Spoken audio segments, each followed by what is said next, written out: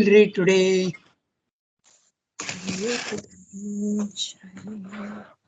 Pallavi, this is your Tuesday is your class. So you Arshadi can read. The last time I read. okay? Then who else is Okay. there? Okay, I'm reading, and for the next three classes, Rangada, I will not be able to read. I'm going out for 3 days. So I'll Okay, join the class, but I will not be able to carry all the books for then 3 days. you should read today. Yes, Rangada. Yeah, okay, go ahead. Into the third and last category of the works of sacrifice can be gathered all that is directly proper to the yoga of works. For here is its field of effectuation and major province. It covers the entire range of life's more visible activities. Under it fall the multiform energies of the will to life, throwing itself outward to make the most of material existence. It is here that an ascetic or otherworldly spirituality feels an insurmountable denial of the truth which it seeks after and is compelled to turn away from terrestrial existence, rejecting it as forever the dark playground of an incurable ignorance.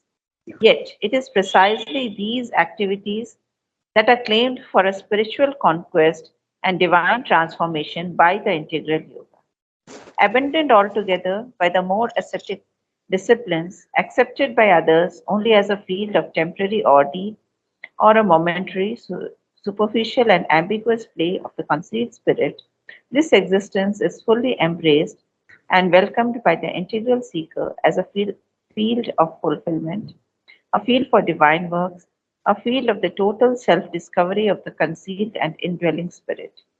A discovery of the divinity in oneself is his first object, but a total discovery, too, of the divinity in the world behind the apparent denial offered by its scheme and figures, and last, a total discovery of the dynamism of some transcendent eternal. For by its descent, this world and self will be empowered to break their disguising envelopes and become divine in revealing form and manifesting process, as they now are secretly in their hidden essence. Okay, so let's start reading sentence by sentence and seeing what is meaning.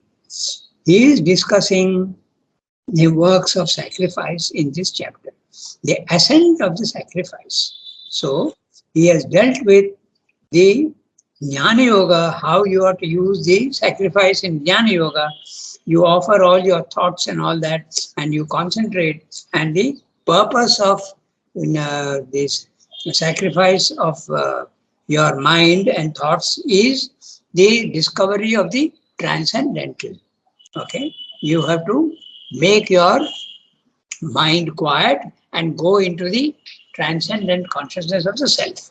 This is what he is saying. Then the second one is your emotions and your the, Jnana Yoga and then Bhakti Yoga. Now he has come to Karma Yoga, which he is considering the third and last category of the works of sacrifice. Okay, so the first was Jnana Yoga, the second was Bhakti Yoga, and in all, you can apply the principle of sacrifice because the principle of sacrifice is very clearly stated in the Gita in great detail. So he is following that. Now, into the third and last category of the works of sacrifice can be gathered all that is directly proper to the yoga of works. In other words, Karma Yoga, yoga of works. For here, it is its direct field of effectuation. When you are thinking, there is karma, but it's a mental karma. When you are having emotions and love for the divine, it is also karma, but it is emotional karma, not absolutely connected with the physical world. But when you are doing karma yoga, when you are doing Karma Yoga, all your works in the physical world are solidly connected with the world, physical world. With your hands and your legs and whatever work you're doing with your body, you have to offer to the divine. So there it becomes direct field of effectuation and major province. The major province is the physical world, which is your body, not the mind and the heart. It covers the entire range of life's more visible activities. Because when you are doing something, everybody else can see what you are doing. But when you are thinking, nobody sees what you are doing. It is not visible. It's invincible activity. Also, your bhakti for the Lord. Okay. There may be a little bit of a your emotion may show itself on the face. It becomes semi-visible. But the action of the body, it becomes absolutely visible. So he is saying it covers, what covers? The works of sacrifice. It covers the entire range of life's more visible activities. Okay. Under it fall the multiform energies of the will to life. The will to life. Okay. The will to be in the physical world and utilize your vital to. The will to life is the better part of your vital being, throwing itself outward to make the most of material existence. So, when you are doing Jnana Yoga, you are not using the physical world at all. Neither are you doing doing that for the Bhakti Yoga, because you are actually not concentrated in the physical world. But Karma Yoga, you are absolutely in the physical world, and that's why he's saying you are trying to realize the divine here at the lowest level of the physical world. You have to throwing itself outward to make the most of material existence. It is here that an ascetic or otherworldly spirituality feels an insurmountable denial of the truth, which it seeks after and is compelled to turn away from terrestrial existence, rejecting it as forever, the dark playground of an incurable ignorance. See how interestingly Srimad is using the words. He's saying dark playground. He is not saying dark field or dark area. He's saying dark playground. He's giving you slightly more information. Because when you are doing Bhakti Yoga, it's a playground. But when you are doing Karma Yoga, a little bit of that playground thing comes in, but still you find that it is dark. It is full of falsehood. It is full of perversions. It is full of all sorts of wrong ideas and wrong actions. This is what he's saying. You find it to be so, normally. The ascetic and the otherworldly spirituality, those who are interested only in the transcendent and the cosmic, they find it very difficult to do physical work, so they withdraw. That's what Srimad is saying. Rejecting it as forever, the dark playground of an incurable ignorance. Incurable. Permanently, it is not in the view of the Buddhists and the Mayavadins and the ascetics. Okay. They think it is incurable, it is permanently imperfect. Of course, Srimad does not agree with that. Then, 1 second, I have lost that. Yeah. Yet, it is precisely these activities, the physical world, that are claimed for a spiritual conquest and a divine transformation by the integral yoga. The Jnana Yoga may not, okay, the Bhakti Yoga may not be interested in transforming the physical body-mind life, but in the integral yoga, it is that which is claimed as for spiritual conquest. The integral yoga insists that the transformation must be complete, not only in the mind, not only in the heart, but even in the physical world. You don't run away. Abandoned altogether by the more ascetic disciplines, accepted by others only as a field of temporary ordeal or a momentary, superficial and ambiguous play of the concealed spirit. This existence is fully embraced and welcomed by the integral seeker as a field of fulfillment, a field of divine works, a field for the total self-discovery of the concealed and indwelling spirit. Some of those sentences are so wide and so long. We have to go phrase by phrase. So, abandoned altogether by the more ascetic disciplines. Which are the more ascetic disciplines? The Jnana Yoga is definitely, they reject the physical world. They are interested only in the Jnana, They are interested only in the knowledge of the transcendent. So they reject the physical world. They are not interested.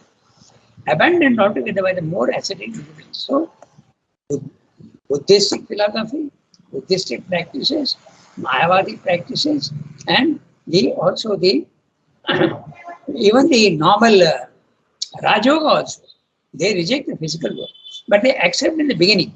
Okay? Accepted by others only as a field of temporary ordeal or a momentary superficial and ambiguous play of the concealed spirit. So which is this one? Those who are interested in the Bhakti Yoga, they accept the physical world as a temporary ordeal. My love for the divine will get me out of the physical world and its difficulties. It's a temporary ordeal. So I don't need to bother too much about it. I accept it half-heartedly. That's what in the Bhakti Yoga. Or a momentary, superficial and ambiguous play. Note the word, again he's using the word play. So he's still referring to the Bhakti Yoga, which is not completely rejecting the physical world, but Bhakti Yoga normally it ends in the love of the divine, and you do see the physical world as a playground, but the playground is full of imperfections. It is ambiguous.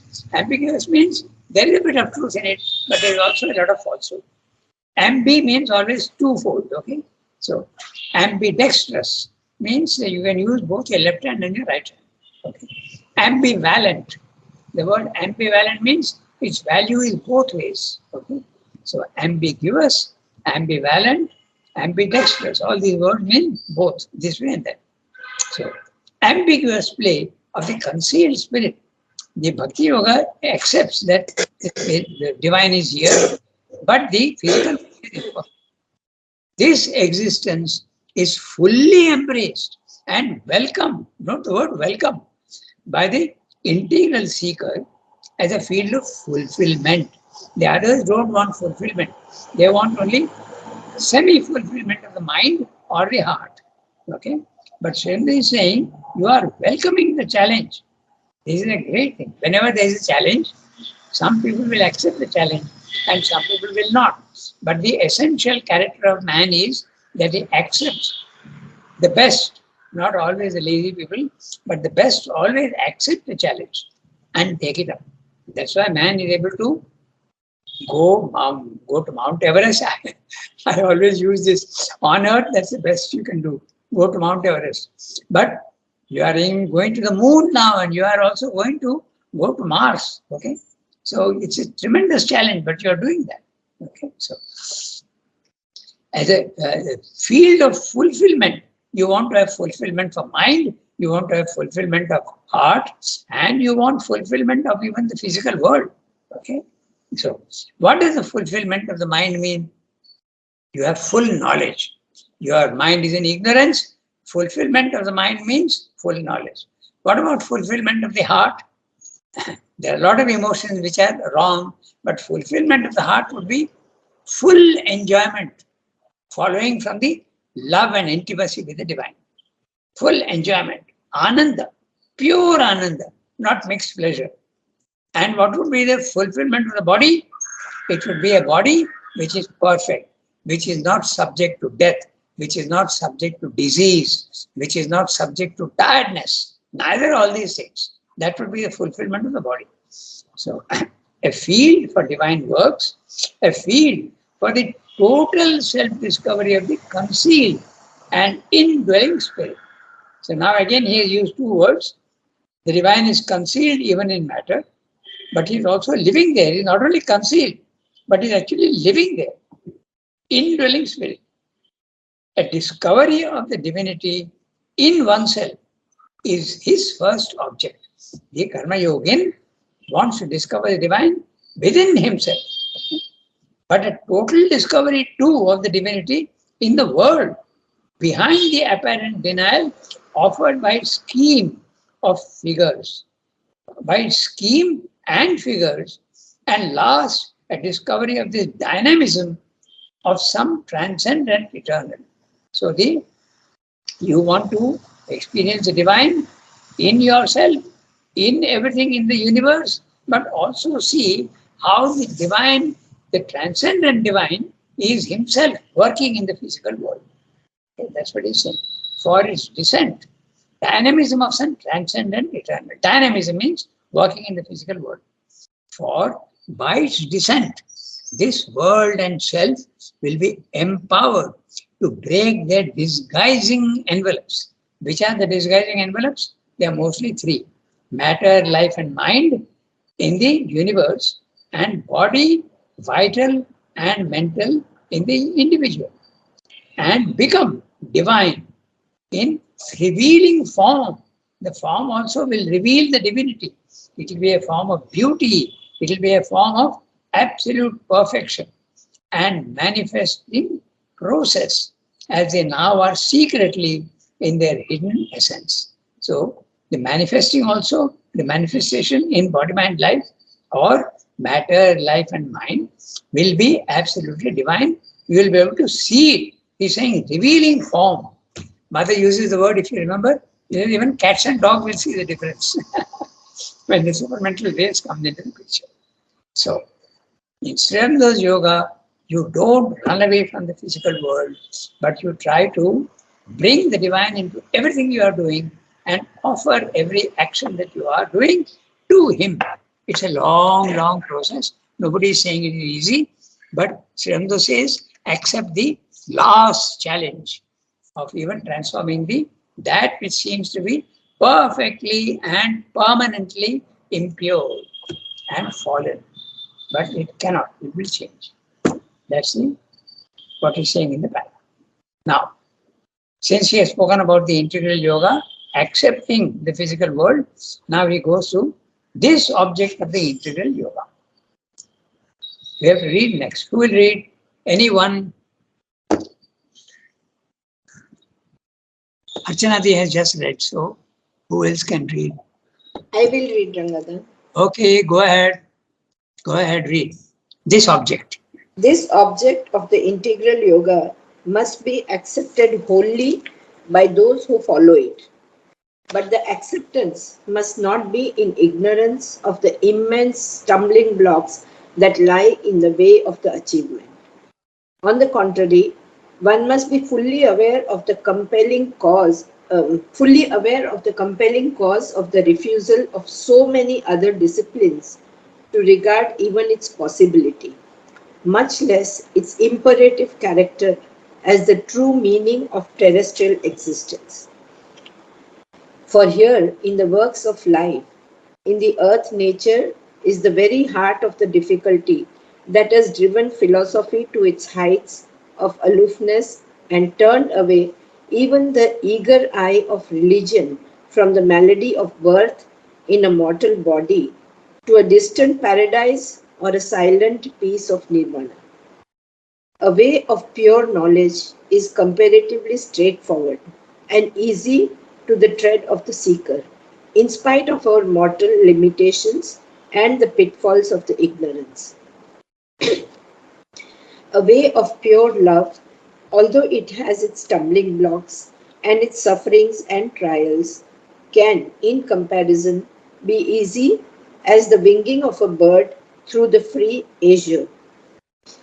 For knowledge and love are pure in their essence and become mixed and embarrassed, corrupted and degraded only when they enter into the ambiguous movement of the life forces and are seized by them for the outward life's crude movements and obstinately inferior motives. Alone of these powers, life, or at least a certain predominant will in life, has the appearance of something impure, accursed, or fallen in its very essence. At its contact, wrapped in its dull sheaths or caught in its iridescent quagmires, the divinities themselves become common and muddy and hardly escape from being dragged downward into its perversions and disastrously assimilated to the demon and the asura. A principle of dark and dull inertia is at its base. All are tied down by the body and its needs and desires to a trivial mind, petty desires, and emotions, an insignificant repetition of small, worthless functionings, needs, cares, occupations, pains, pleasures that lead to nothing beyond themselves and bear the stamp of an ignorance that knows not its own why and whither. This physical mind of inertia believes in no divinity other than its small earth gods. It aspires perhaps to a greater comfort, order, pleasure, but asks for no uplifting and no spiritual deliverance. At the center, we meet a stronger will of life with a greater gusto, but it is a blinded demon, a perverted spirit, and exults in the very elements that make of life a striving turmoil and an unhappy imbroglio. My God, this is so big. Embrolio. That's right. Imbroglio.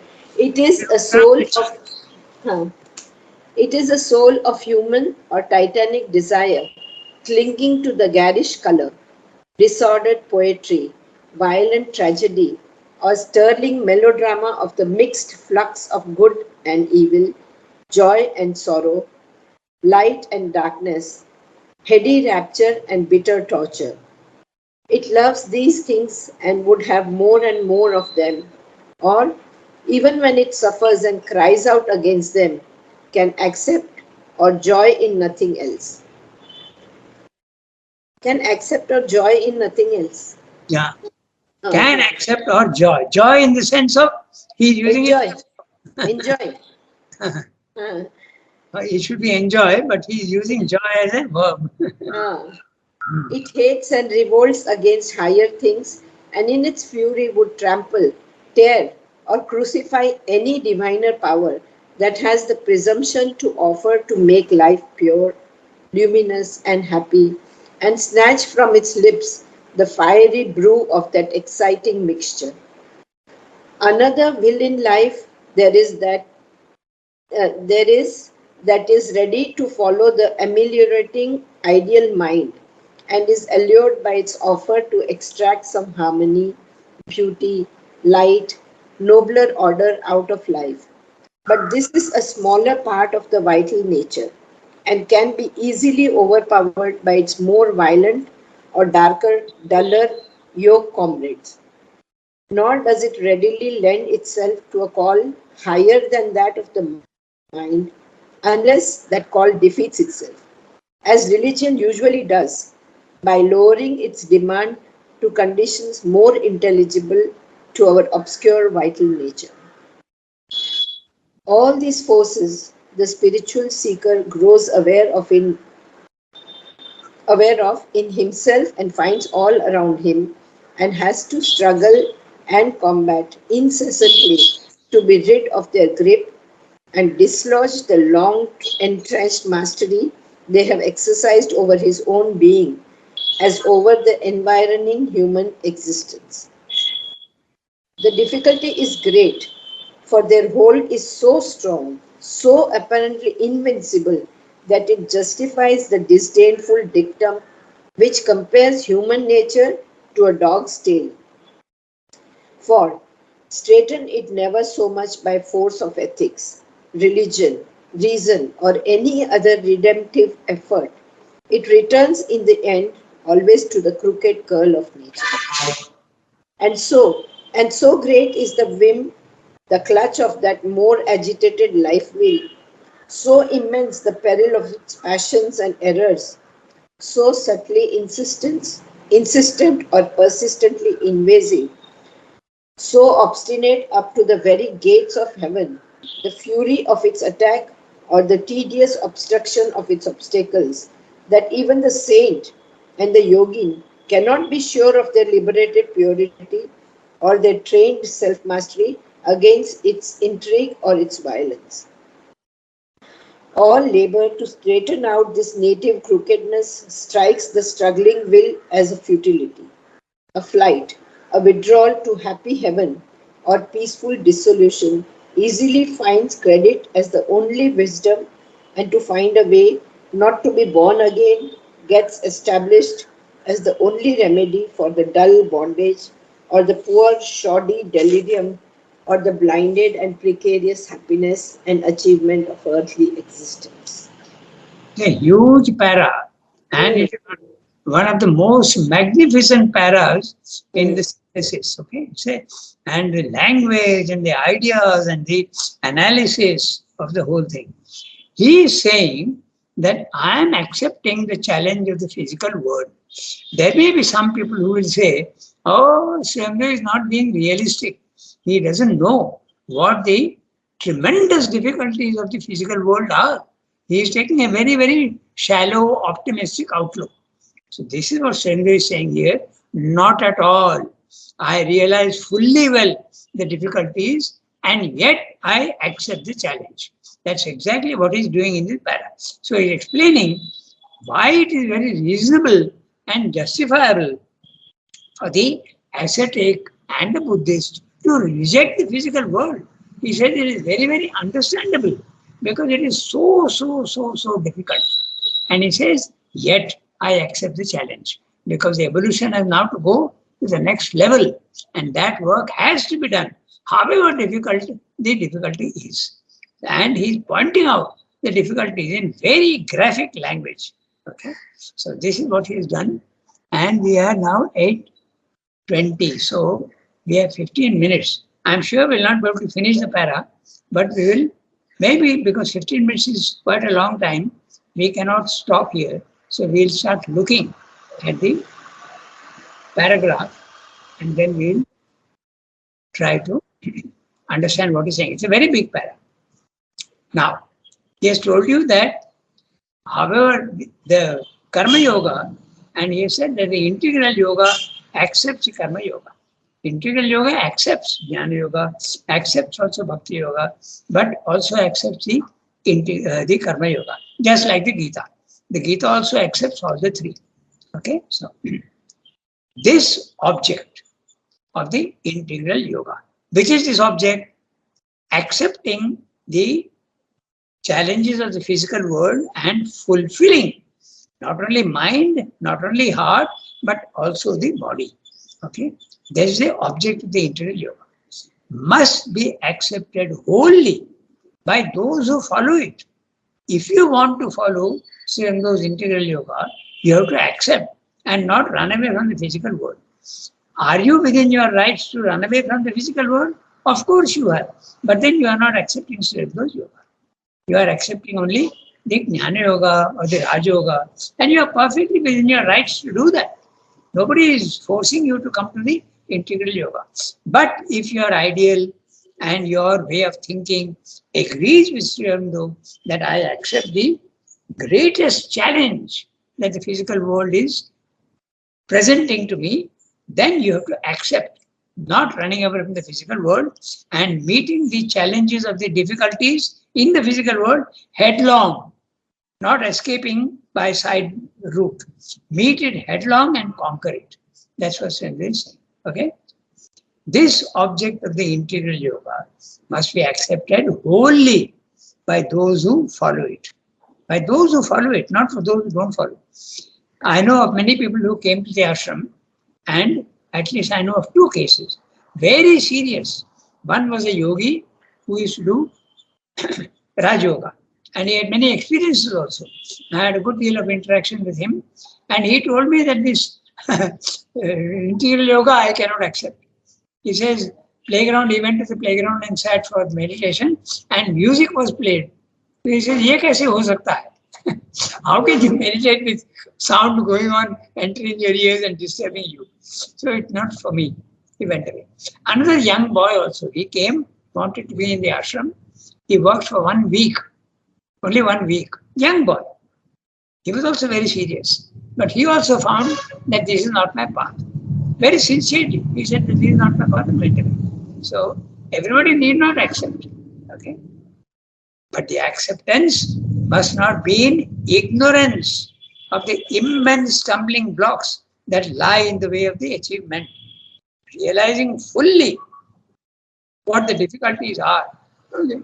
There are many people who, without much thought, enter into a business or a work or an ideal without realizing the difficulties, and in a very short time they oh no, this is not for me. I have a very interesting example of an American. Okay, I won't take his name because he's still there in Aurobindo, or I think he's there. So he was in the ashram at that time, and our boys were going to walk up to Jinji at the end of the in November. October it ends our session in the school. So after that, many go on cycle to Jinji, many go walking. So this was also decided that he would go walking. Okay. Very casually, and yes, I will walk. What is there? 75 kilometers is nothing. I will walk. So he started walking. Okay. With his shoes. Came up to Jipmar, which is only 6 kilometers, not 75 kilometers. And he says, now I realize that this is one big mistake. And he withdraws. So Swami is saying, we are not to start integral yoga in a very shallow, superficial, casual, playful manner. That's not the way to do it. We have to realize fully the difficulties and accept. And once you have accepted, there is no running away. You have to follow and go to the end. And so I'm going to tell you, Sendu is saying, all the difficulties of the path. So in the whole para of 2 pages or little more, he is explaining to you how difficult it is. Okay, so you can get discouraged also sometimes. Okay, if you are not up to the challenge. So, but the acceptance must not be in ignorance of the immense stumbling blocks that lie in the way of the achievement. On the contrary, we must be fully aware of the compelling cause of the refusal of so many other disciplines to regard even its possibility, much less its imperative character. Okay, even possibly it is not, let alone the final aim of transforming matter. No, not even that. Even it's impossible to even change matter. If you have so many other disciplines, which are the other disciplines? Buddhism, Mayavadism, okay, Mayavada, and the ones who are doing Jnana Yoga, many of them also, they feel that it's impossible to do anything in the physical world. They refuse, because then you can understand. And why you can understand, I'm going to tell you the difficulties. Very simple. Okay? It's as the true meaning of terrestrial existence. They don't accept the possibility or even the imperative character of the true meaning of terrestrial existence. The true meaning of terrestrial existence is that the divine has made the physical world. Why are you running away from something that the divine has made? Okay, there must be a meaning in it. Take the challenge and try to understand what is the meaning of terrestrial existence. It is hidden, but discover it. Why are you running away? That's what he's saying.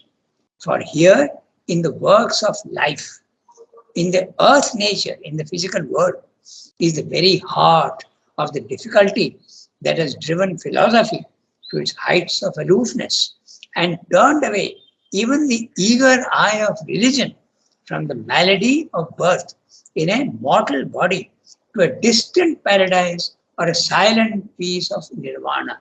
So he's saying even religion, many religions are, in India it's a very common thing that the purpose of yoga is not to be born again, because to be born in the physical world is a disease. It is plunging yourself into difficulty and ignorance and lack of consciousness. So why do you want to do that? And that's what he's saying. The malady of birth. Taking birth in the physical world is a malady, and you have to cure yourself of it. That's the Indian idea. Used to be rather, not now. For here in the life of the earth nature is the very heart of the difficulty that has driven philosophy to the heights of aloofness and turned away even the eager eye of religion. Religion also has an eager eye to reach the distant paradise of silent peace of nirvana. So let us see. What is the distant paradise? In Islam, you have Jannat and there is Jahannam. In Christianity, also you have paradise, but you also have hell and heaven. So the idea is to reach heaven by good deeds and not do bad deeds and reach hell. So these are the The idea is in religion. Or it may not be religion, the silent peace of nirvana. So Buddhism rejects the physical world and goes into nirvana. So does Jnana Yoga. So does, in a way, Bhakti Yoga also. They are satisfied only with the peace and calm and love of the divine. A way of pure knowledge is comparatively straightforward. He's talking of Jnana Yoga. Is comparatively straightforward compared to integral yoga and karma yoga, and easy to the tread of the seeker in spite of the mental limitations and pitfalls of the ignorance. Way of 27. Then a way of pure knowledge is comparatively straightforward. Okay. Then a way of pure love, bhakti yoga, although it has its stumbling blocks and its sufferings and trials, can indeed, in comparison, be as easy as the winging of a bird through the free azure. Azure is blue, and that means he is talking of the flying through the air in the sky. Okay, so he's saying it is relatively like that. But way of pure love also has got stumbling blocks and sufferings and trials. What are the sufferings in the Bhakti Yoga? You experience divine ecstasy, but because you are not fully pure, the divine withdraws. And then there is the, what you call, the viraha, okay? He leaves you alone with yourself and he disappears. So the absence of the beloved is the suffering that you normally get in the path of love and devotion. And trials, that also makes you, it's a great effort you have to make again to bring back. And even Sri Aurobindo has in his aphorisms, he has also mentioned that. It's very interesting. Okay, so sufferings and trials can in comparison be as easy as the winging of a bird through the free azure. For knowledge and love, Jnana Yoga and Bhakti Yoga are pure in their essence and become mixed and embarrassed, corrupted and degraded only when they enter into the ambiguous movement of the life forces. Again, he is using the word ambiguous because your ideal may be very good, but you are subject to the perversions and the ignorance of the in the physical world of your life forces, the vital.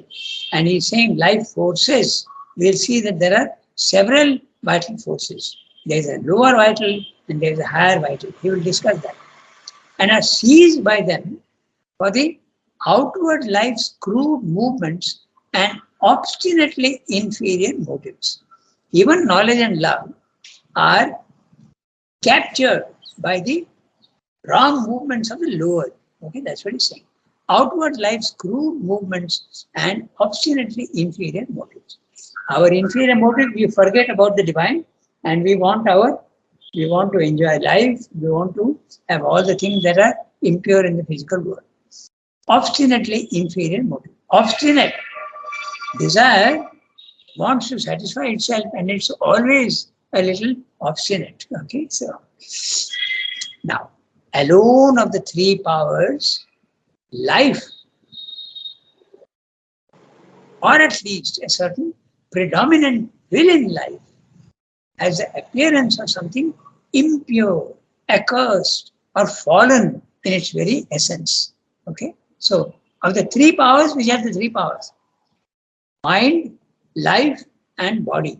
So alone of the three powers, life, that is the vital, or at least a certain predominant will in life. Why is he saying that? Because there is a purer element also in the vital. There is a higher vital and there is a lower vital. So the lower vital has got this problem. But the higher vital is purer and yet it is also, there can be desire and ego and also, but there are nobler elements in the higher vital. That's why he's saying, or at least a certain predominant will in life. Will in life, your lower vital, there is a will. Na? You want to succeed. You want to, whatever you are doing, whatever your motives are, you want to fulfill them. Has the appearance of something impure, accursed, and fallen in its very essence. Because love and bhakti are not so impure. They can be quite pure, and that there can be part of the vital, the higher vital. But the lower vital is something impure, accursed. Okay, there's a curse on it to remain permanently impure or fallen in its very essence. The lower vital, you cannot, apparently, you cannot change. That's what it's saying. At its contact, at its contact, wrapped in its dull sheets or caught in its iridescent quagmires. Now that's a very interesting image he's using.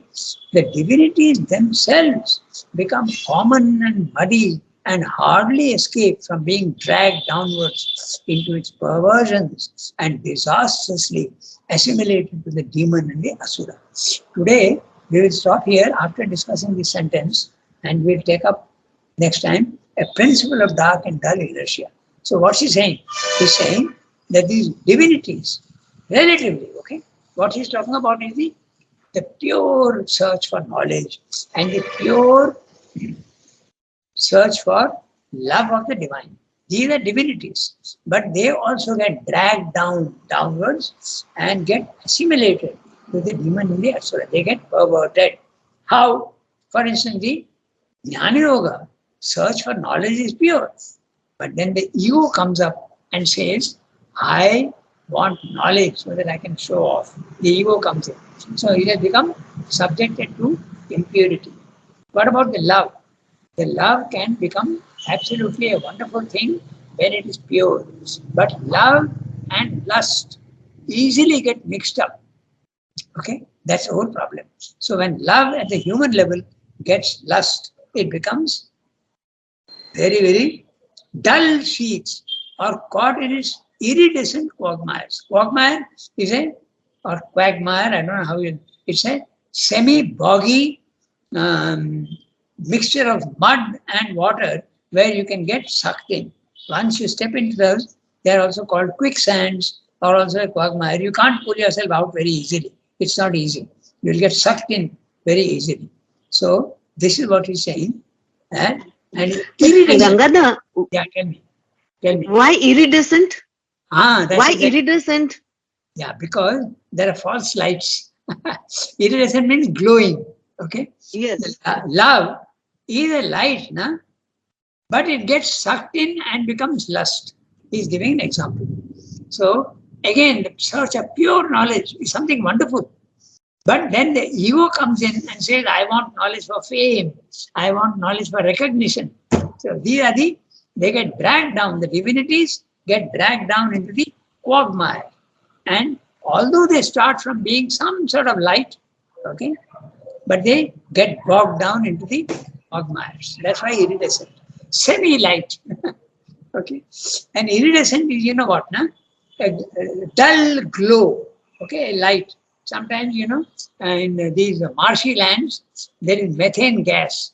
And you can see the methane gas sometimes lights up. And then this is what he's meaning by the iridescent quagmire. Okay? The divinities themselves become common and muddy. Who are the divinities? As I said, search for knowledge, search for pure love, and hardly escape from being dragged downwards into its perversions and disastrously assimilated to the demon and the asura. They completely distort your highest principles and bring you down. It happens very often. Okay, so it's now 8:36. So we'll stop here today. Okay, and we'll take up from a principle of dark and dull inertia. So Sunki, make a note, page 171. Yes, I'll make a note.